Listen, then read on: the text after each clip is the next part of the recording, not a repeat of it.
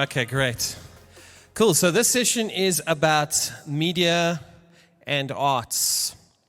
And we're on page 154 of your Church Planners and Lead Elders Manual. I am going to go through those notes at first.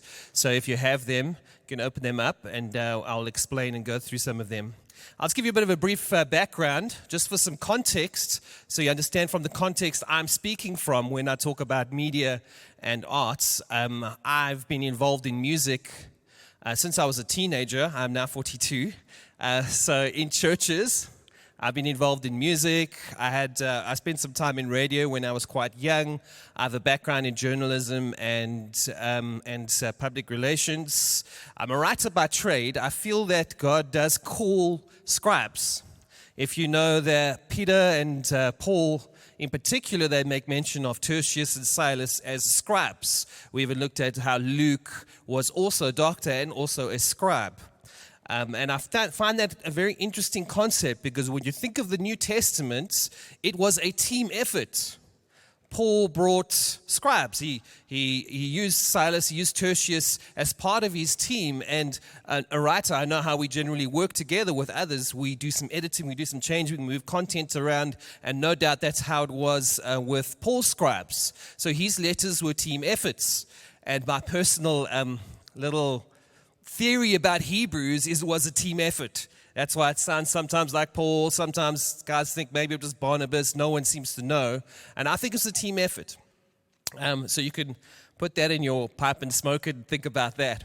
And for the last 10 years, I have worked at Cornerstone. I was first brought on staff as a full-time deacon to work in our communications and media and all that kind of stuff. And I've been an elder for the last, I think, 3 years. Ordained as an elder, and Shan, my wife, and I would like to go plant. So that gives you a context from what I'm speaking about. Some of the things I'm going to speak about today, you will have your own opinions on. I like to give the context so you understand why I'm going to say some of the things I'm going to say, and then you can decide what you think about that. All right, so on page 154, we just want to clarify definitions. Actually, it's on page 155. What do we mean by media? So what am I meaning this morning when I talk about media? So it's a catch-all term for any visual element or aesthetics or resource of your church that might incorporate the use of slides or video in your preaching or teaching, development of resources like study resources or books, the decor and setup of your church venue, as well as your online presence, your social media accounts, that kind of stuff, as well as the worship arts. I like the phrase worship arts. It kind of shows us how God gave us art as a way to inspire us and give us imagination in worship towards Him. And then the development of the arts in your church. And this is something that I think is important. How are you thinking about the artists in your church? You know, you've got to think about your business leaders, you've got to think about all these people. How are you also going to engage those guys who are artists in the church? And that can be a bit of a challenge for you, especially if you yourself are not artistically minded. And these guys sometimes confuse you. They're a little bit weird, they're a little bit eccentric. You know, they don't answer their phone at 10 in the morning, they're still sleeping, but they're working at 3 in the morning kind of guys. You know, they can be a bit weird, and you need to think, how are you going to disciple them, and how are you going to develop them, and help them develop their call as their pastor, as their elder, as their leader. So what I'm going to do this morning is I'm going to go through a couple of practical things to think about, and then I want to get into a bit of theology, actually, in terms of thinking about thinking about art and creativity. All right, so why should you use media? Now, what I want to do is I want to be careful and make sure that I'm not going to complicate things for you. Right, Chris just came and gave us this almost a very freeing sort of message about how this thing's simple, man. You just go and plant. God calls you, you go do it. We'll work it out. It's not too complicated. But of course, there are things we have all throughout this week had to think about and learn and consider. So when I go through this, my heart is to actually simplify it for you and give you all the things to think about. You need to take that and you need to decide, all right, what am I going to do with this, and how do I keep the main thing, Jesus and His kingdom. So why should we use media, or should we even use media? Well, first thing is media is a communications tool that will enhance what it is that you do. Media is also a tool to help you develop the culture of your church. You see, a lack of using media will say something about your church. All right? And it's not necessarily a bad thing, but if I don't use media, I'm saying something about who I am or who this church is. Or if I use a lot of media, I'm saying something about who this church is. And as we go now, I will unpack that.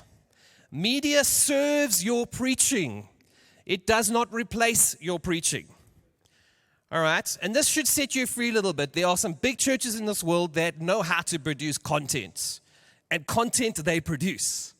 And everyone loves these guys, and they go to their websites, the YouTube channel, and did you watch our live stream?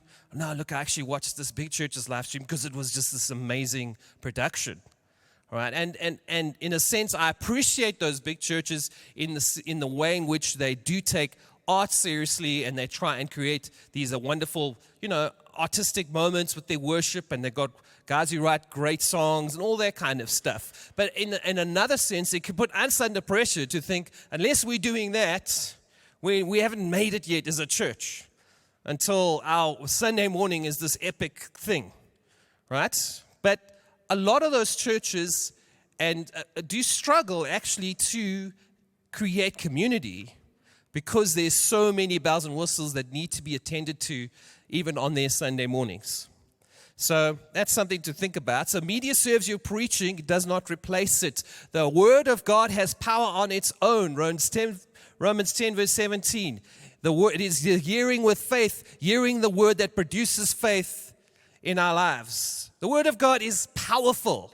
The message of Jesus is powerful, whether it has a million lights attached to it and these beautiful settings and beautiful songs, or whether it's you stuttering and preaching it, because it is powerful on its own. And media serves the church does not serve the media.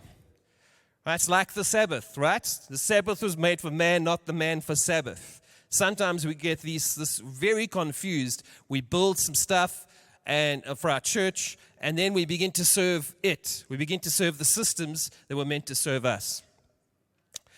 Right, so the first thing I want to say, if you see also on page 154, I know just going back there just quickly, many church planners and leaders look at the big churches and try and copy what they do in their context. You're in a totally different context. But you see these churches and you try and copy it and put it in your context. We can't do that. We've got to figure out our context. And even when you're thinking about the artists in your context, you might see some big churches doing some cool stuff, but even the creativity around what they're doing is in a context. You're going to get some different guys in your context. Your city or your town will have a different style to it, a different feel to it, and the kind of creative stuff that they will be interested in or that might draw people towards your church won't necessarily look the same as other churches of the world. So you work with who God has given you. Don't compare yourself or get jealous about who God gives others. But who God has given you, that's who God has given you. That's who you work with. That's who you're leading. That's who you are developing. Right, so the first thing to do when we're thinking about media, you see in page 155, is to examine your objectives. To decide to use social media because everyone else is doing it is a really bad reason to use social media, right? Oh, I need people to, sometimes we say, please just, I've had some guys, I just need to get on social media so guys can know where I am. Well, that's okay, but is it really going to serve you if that's all you're going to use it for? You've got to consider what your objectives are and what it is that you want to get out of it. You need to be clear about why you want to use it. And once you know the why, you will know how, a lot easier. Right? You'll be able to listen to the marketing guys or the church growth guys, whoever you want to listen to, and be able to discern what it is you should do rather than feel this pressure that you must do all the things that they say you should do. So the first thing you have to understand is that media always communicates values. It's a values first sort of mindset you have to think about. So if your social media, for example, always has pictures of the band, and the preacher, and the cool lighting. Well, I know you're church planning, you might not necessarily have those things, but just think about this. If the social media always has pictures of the band, the cool lighting, and the preacher, and the latest event, what you're broadcasting, what you're saying to those perhaps looking at that social media is what you value is cool bands, cool music, the preacher, and cool lighting. The visual element that you put on social media or anywhere in your church communicates the value of your church. Now, there's nothing wrong with having pictures of the band and that kind of stuff, but you've got to think about it. If that's all you're ever doing, you're saying what matters to us most is the preacher. All of our photos on social media about the preacher. As a church, the preacher is the big deal. And that will, whether you don't have to say it, you might say the most amazing things, but by what you're projecting, you are saying it. People might not even realize that that's the messaging they're receiving, but it begins to develop a culture in your church and through your church even to others. So what you consistently emphasize visually is what you communicate as important. So your primary objective then would be firstly to communicate who you really are. I mean, think about it. If you stylize your venue like a movie theater, will you be surprised when people come, they watch, they leave? Should that surprise you? No, it shouldn't surprise you. That's what you communicated by the way you set things up. So your primary objective must be to communicate who you really are. So think about just some ideas that the manual goes through. You could post pictures on social media or hang pictures up in your venue of the people of your church. That automatically communicates that this is a community where everyone has something to add. Not just the preacher standing up front, but everyone. Something you could do, if that's a value of yours, and I encourage it to be a value of yours, that's something you could do in terms of the visual and the aesthetics and the social media. And then maybe they're having coffee together. Maybe you could take pictures of your life group meetings, your small group meetings, have those kind of things regularly up. That communicates that life groups are important to you and that getting together and hanging out and listening to God's word together and working it out and that kind of stuff is important to you as a church. The people of the church are important. Also think of ways in which Scripture could be incorporated into your venue and your online presence. All right, perhaps scriptures that line up to your current series, printed on a poster as you walk in or something like that, or online. So that automatically communicates that Scripture is important to you as a church, and the season God is taking you through as a church is important. You could post pictures of families online and talk about their breakthroughs. Obviously, there's something to think about around this in terms of what we can post online, the Poppy Acts, don't post children, that kind of stuff. And make your website reflect your values. So forgive me, I am at Cornerstone, so I would like to just show you what we did with our website to kind of illustrate this. When the website comes up, what we thought we would do is the website is there to make any new person immediately know who you are, but also reiterate who you are to the people of your church that are already involved. You actually have to consistently communicate your values to those in your church. If you don't, it gets lost in the mix. The culture of the church begins to make it develop in its own way, and that's not what you want. So the website, our website there, Cornerstone Church, you'll see that what we did was we tried to distill our values. We had like a list of values of 30 values or something as an eldership that we worked through. We tried to distill it to 4 values. The first one there is that we're one church across Johannesburg. So that immediately tells you, if you're visiting, oh, we're one church. There's a number of churches or places across Johannesburg that you can see. And that's an important value we have to continually reiterate as a site church to people who are already in our church. Because people forget, oh, there's actually another site in town and they're a part of us. So it's a value we have to continue to reiterate. Join us at one of our sites. You can click on the thing there and it takes you to a place to go. So that also communicates the value that we want to see you. We want to know who you are. Okay, our first value there, loving Jesus. Immediately, even the imagery we tried to use was a bit more urban. So immediately you get this kind of feel that this is a city church, it's not a suburb church or a rural church, right? Loving Jesus, and then those just go to some details about who Jesus is when you click on them. The next value, loving people. That's a picture of one of our sites in Rosebank. If you look at that picture, you can begin to pick up that it's a diverse community, many different ages, races, hanging out there, having coffee together. And of course, under that main value, we don't want to meet in homes, we do prayer, and then you can go and see all of our values when you click on that. Next one, loving our communities. This is a way of showing people where we are in Johannesburg and the value that we love our communities. And then the next one, the last one, loving nations, where we go and our NCMI partnership. Immediately you know that this is what Cornerstone is primarily about. Now, this is a tough one to handle sometimes. And I know you're church planning and you're not going to be there yet. But when you start getting busy, everyone's thing wants to be on the website on the front page. All right? Everyone's events. Their mom's event, their woman's event, the man's bra, whatever. Please put it on the website on the front page so guys can find the details. And we have to constantly fight to say the only things that go on our front page every now and again are like the real big events, which is generally like our kids' event or NCMI, equips, that kind of stuff. So we have a little tab at the top, upcoming events. You have to go look for them. People fight that, but we believe it's a right thing to do because if you have a website and it's just a list of events, what you're saying is what's important to us is our events. And churches can get into that mode where the only thing that is important is the next event. And the events are there to serve us. They're there to serve the discipling process. They're not what a church is. A church is not an events organization sort of station or a venue where we do stuff. Right? There's a lot more going on there. So we're very careful about that. What I also want to say about events is the difference between informal communication and formal communication. So not every event should have formal communication. I stand up here and I invite someone, put it on our website, on our social media, hey, this thing is happening.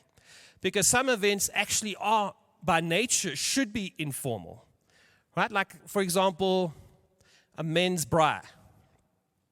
A men's bra is a bunch of guys getting together and braaiing and just getting to know each other, right? There's not going to speaker teaching or anything like that. Generally speaking, maybe you'll have something around the fire, but you actually want to create an informal atmosphere so guys can relax, chill, and actually open up. If you create through your imagery and through the way in which you communicate that event, through all your formal channels, you automatically create the impression that this is going to be some sort of formalized event. When I arrive, I need to maybe dress up or I can't unwind with the guys. Does that make sense? So think about that. Sometimes a WhatsApp message, hey, we're having a bride. Like you invite your mates. You invite your friend, hey, come to my place. I don't send him a little graphic, come to my place, a little invitation and all that kind of stuff. Some things, it's nice to have that. Come to a party, I have a little graphic. Come to my place to watch TV. I don't send a graphic to my friends. I don't know if you do, but I don't spend 30 minutes making something nice to get them to come watch some football, as if I do watch football. I don't. Right, so think about how you want to use your informal communications. And informal comms are probably the most powerful communication tool you have. The ability to pick up the phone and just say to someone, come to the thing that I'm coming to, send them a quick message. And you're going to help your deacons to actually use those tools as well in the life groups or whatever, your small groups, to use those informal comms tools and not constantly rely on the administrative part of the church to do that stuff. Why? Because the minute admin is running everything, the church begins to feel as if it manages people.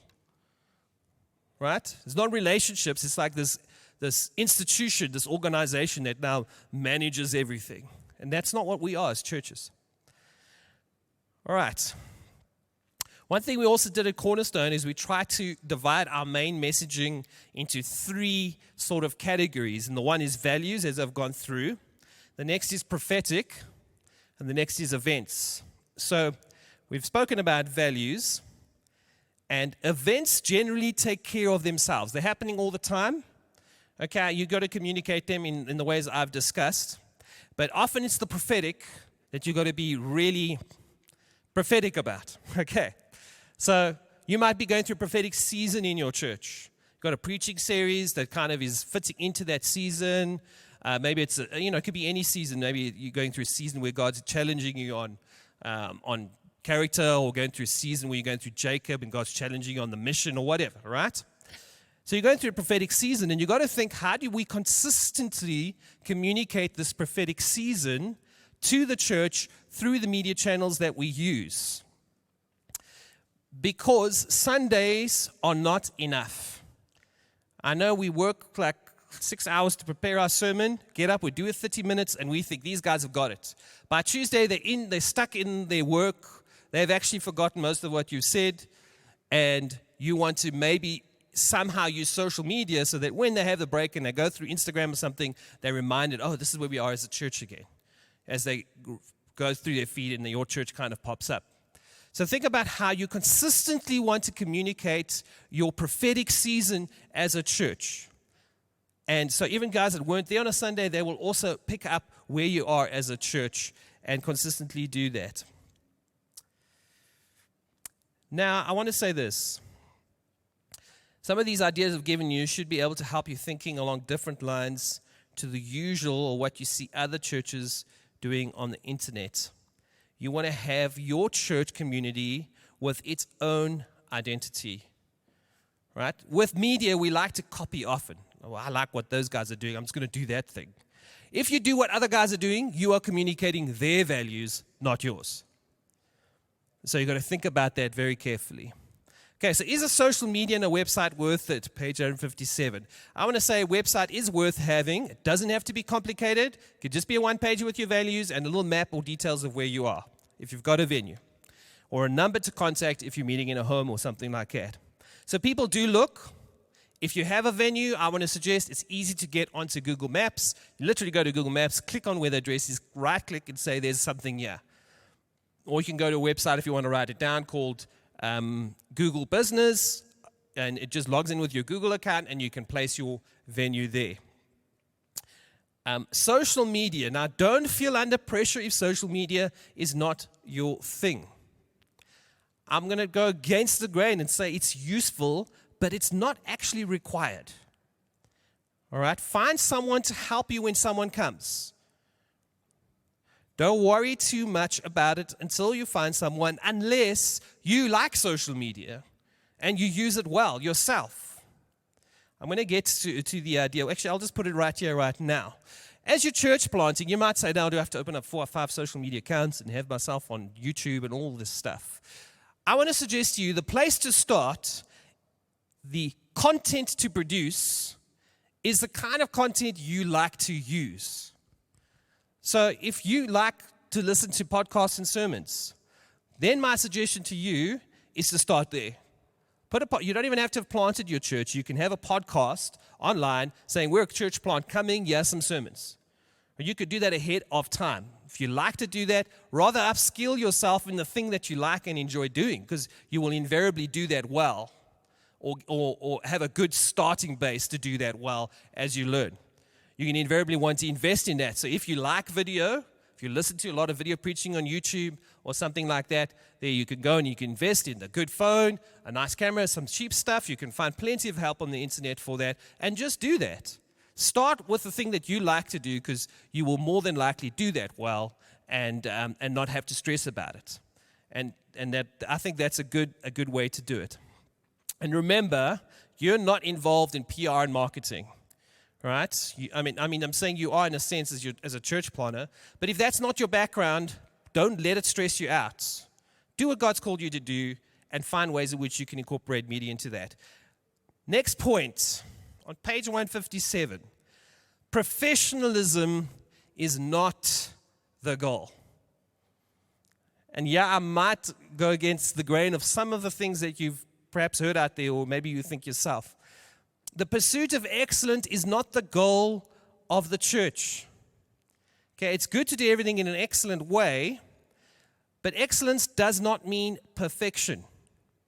All right, we pursue Christ, and if we're faithful in worshiping, proclaiming, presenting, and preaching Christ, excellence in how we do that will follow.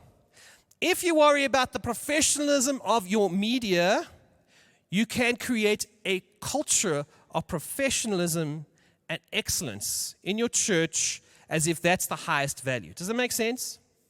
You actually don't want professionalism to be the highest value of your church. That says something about you, and that doesn't actually create community very well.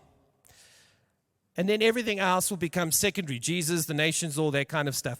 I went to go see Os Guinness once. If you know Os Guinness, he's a well-known sort of apologist figure. And he said this. He said, in his study of church history and how churches influence culture, the church has been the most effective when it has pursued faithfulness. And then he said, in those times it has pursued excellence, it has actually been the least effective. Because when you pursue faithfulness, you will get excellence.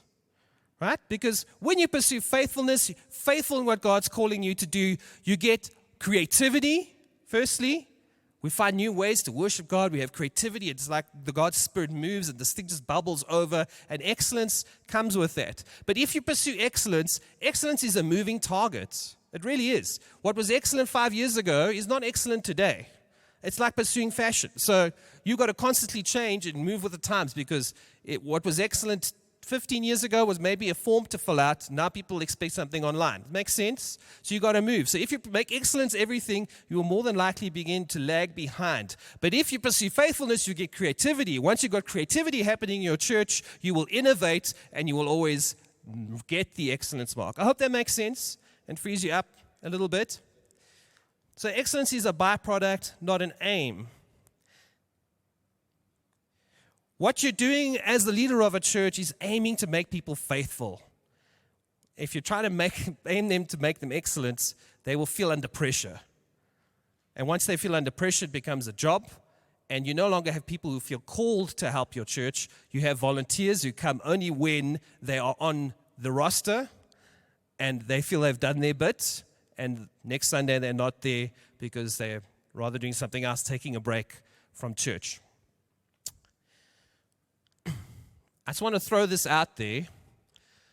There's an interesting thing developing in the world stage right now, and even this week, Peter was telling me that the Film and Publications Board in South Africa has snuck a law under the radar where they want everything that goes online, any video that goes online, to be registered with them and classified before it can go online.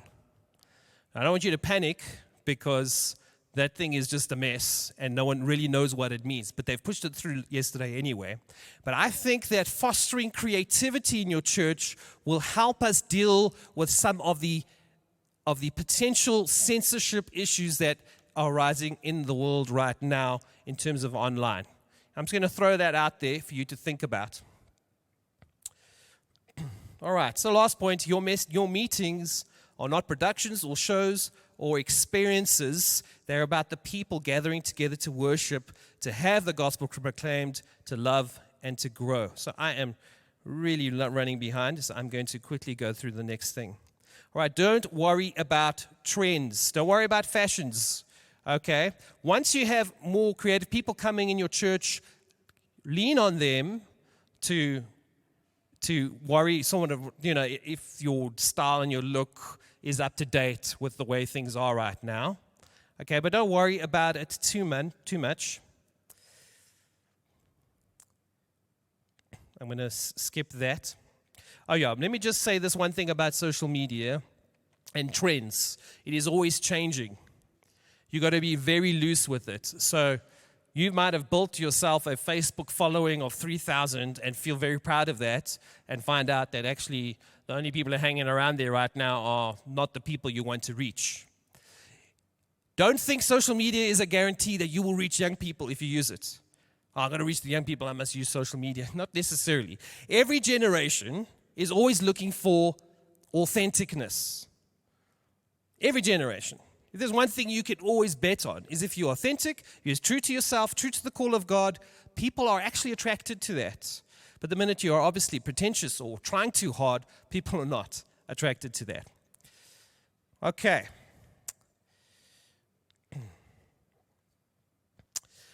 Final points, just on some practical things.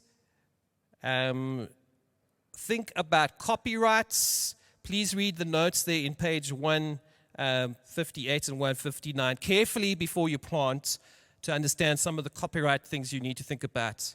Okay, you can't just use videos as you feel and put that up and think you're cool.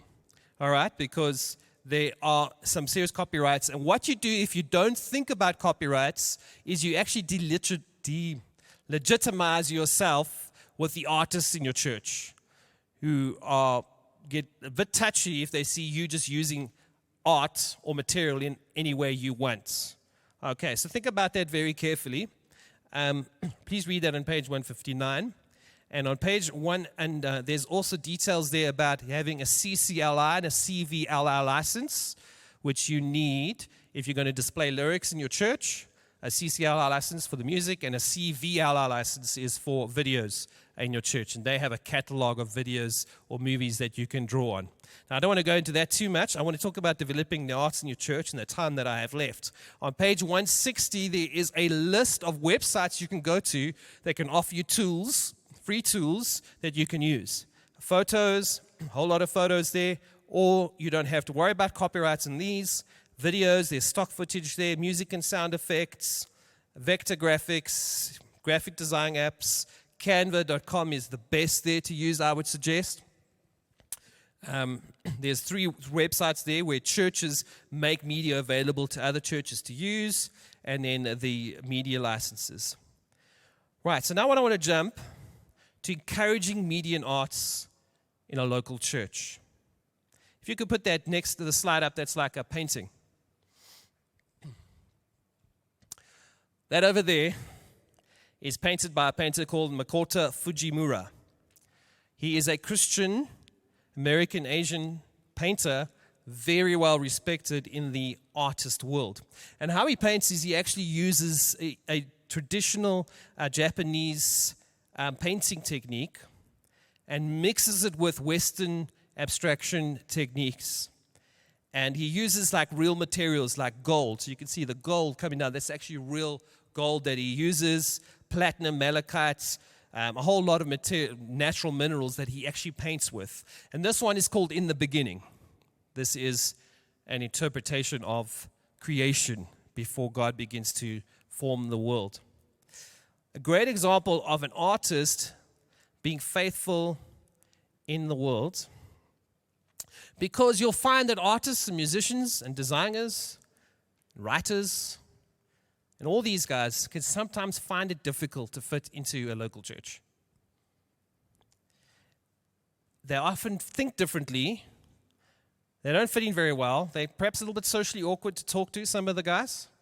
They have to learn some skills in that, and you're there to help them with that, possibly. But they don't fit in everywhere because sometimes the church wants artists to conform to what they feel comfortable with. All right, what does the general church feel comfortable with? The artist type, in all their strangeness, has to conform to this. And they don't feel like they fit into that. It's coming against who they are, and so they struggle. For example, if a Christian wants to make music, he must have make Christian music, we say. Maybe we'll count the Jesuses in his lyrics, all right, or her lyrics. The nature of being a creative person is putting life's experiences into your work, and that work often becomes public. We had a painter once who painted the cross with Jesus and put his face on the face of Jesus. For him, he was showing that Jesus died for him. He should have been on the cross. But boy, did some people think that was a bad idea. Right? Blasphemy. They didn't want to listen to what the artist was thinking, right? But art is by its nature there to push the limits. God communicates to us first in the book of Genesis as an artist before he communicates to us as a teacher. He creates, all right? He is a creative God. We serve a creative God. The Spirit blows where it pleases.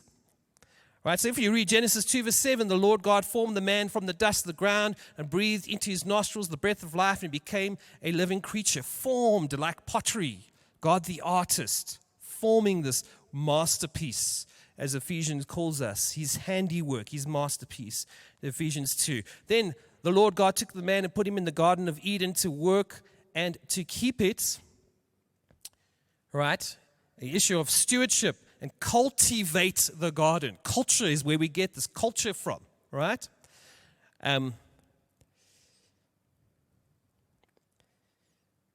Creativity is often how you're going to reach the next generation, right? We all get old, and our styles get a little bit old. If you can foster creativity in the artists in your church, you can bet that you'll be able to meet the next generation. You're not going to get stale, but that requires you to be a little bit open to some things even you might not feel too comfortable with. Again, in Genesis 1, God blessed them and said to them, "Be fruitful and multiply and fill the earth and subdue it and have dominion over the fish of the sea and the heavens," and so on. And he calls all of this good. So when you go to Genesis 1, you can put together a doctrine of a vocation. It shows us like you have an inherent value in God's eyes. We're called to pioneer as God did because we are made in his image. We're called to bring order, create organization, and take dominion of things and subduing the earth. We're called to sustain it, tend and keep the garden. We're called to be creative as God is and create beautiful things of a kind, pioneering in our industry and line of work, breaking through barriers. We're called to expand our influence, and we're called to team, Adam and Eve. You can see all this in Genesis 1. So what we see there is the way God creates is not just excellent, but creative. It's aesthetically pleasing, right? God creates it in an aesthetically pleasing way. So think about that. And the second thing is that media is about storytelling. This is my last sort of big concept to think about. The role of arts and creativity is to actually renew people's imagination and inspire them to worship and inspire them to think in kingdom ways. And how we often do that is we actually bring people into a story. We're all living out a story in our lives. And the world has its stories that it believes we need to buy into, right? Could be the story of politics or whatever. And that forms our worldviews and forms our decisions and our priorities. What we do as the church is we keep trying to take people out of the world and we're wanting to bring them into the story of the kingdom that revolves around Jesus Christ. This is what's really going on in the world, guys, the kingdom of God. Every time you come on a Sunday, every time you're involved with this community, you're almost taken out of that world and put back into this kingdom and reminds you and inspires you that this is what's actually going on, right? Now, sometimes what we do as churches is we short-circuit this process and we involve people in the story of me, right? And there's a legitimacy to it. We want to encourage people, but the gospel is not about me, it's about Jesus. So all through our preaching, through our imagery, we communicate that it's all about you and your breakthrough and what it is that God's going to do in your life, which is cool, but it's not the big story, right? Now, many of us, I think, we're kind of aware of that, and we know this kind of. There's another one which is far more subtle, and that is the story of us. Come and see how cool our church is. Come and see all the cool things we do. Come and even see all the cool churches we've planted. Come and see how amazing we are doing this kingdom thing. And what we're actually doing is we're involving people and putting them in the story of us. It needs to be the story of Jesus. And so it becomes all about our church and our community, and that actually eventually gets stale for a lot of people. God's called me onto another community, when you know that he actually hasn't. That's a subtle one to be aware of. And then sometimes as leaders, we bring people into the story of our vision. It's always about our vision and how we think things should be, right? But the point of what we're supposed to be doing is bringing people into the story of Jesus. The early church knew this. This is even why they invented the calendar. Right, you go through Advent and Christmas, Easter. I find it amazing that as Pentecostals, many Pentecostals don't celebrate Pentecost. It's like, it's just this date in the calendar doesn't mean anything. But we believe in the pouring out of the Spirit. We don't celebrate the day when it's traditionally, and I mean traditional, I know we don't want to talk about that. But I'm not saying we have to follow a church calendar, but what I am saying is that the early church knew something about this and said if we get people into the daily rhythms of their lives, in today is this day. And so that reminds me, this is the story I'm involved in. Is that making sense, what I'm saying there? Right? That's one way in which the early church understood how to get people into the rhythms of God's kingdom and remind them and constantly draw them out the world and bring them back into his kingdom. So use your media to get your people, to get into the story of Jesus, the gospel of Jesus Christ. Church-centered values create institutional thinking and altar building. And you are eventually the church down the road that never changed. Right? Institutional. Christ-centered values get you into the Spirit, and the Spirit moves. And you are dynamic and working with the Spirit in the next thing. My final points, as a lead elder, church planter, how to work with a media team. Number one, you'll see the slides come up. Keep them connected to the eldership team, the vision, and the prophetic season. Marcus here at Cornerstone's quite good with that. He would always bring the media team into eldership meetings. So even if there was nothing for us to do from that eldership meeting, we would understand something about where the church is going, what the values of the church are, what's important to him and the team. Number two, understand true creativity takes time. Give appropriate space. It might take you 3 seconds to look at a graphic, but the concept had to take possibly hours of conversation, where the creative person, whoever you're doing to get your social media or whatever, had to take your sermon prep, the prophetic season, the theology of the church, the heart, the values, and try and condense this all into a single image. So please give them time to do that. Okay. Help them with deadlines. Your deadlines are not their deadlines. This goes both ways. Some creative guys need deadlines. They struggle to set their own. Some guys with experience know what a deadline is. But you perhaps have forgotten what a deadline is, and you arrive 10 minutes before your sermon with your 300 slideshow, right? And you want them to put this up. Okay, please give them time to do it. Otherwise, it's either going to be sloppy or it's going to be a mess, and it is not their fault, it's yours. Okay. Can you just are 3 words that don't use them, all right? I want to suggest to you, can you just work with the team? All right? Not can you just fix this, do this last minute, everything must just work because I've arrived. Sorry if I'm getting a little bit... okay, but just remember, it's a team effort through and through. As a church planter, maybe get into the rhythm now where you have things prepared ahead of time so you can create buffer for everyone so that you're in the right habits as well. Okay, last 2 points. Understand who they are and their creative rhythms.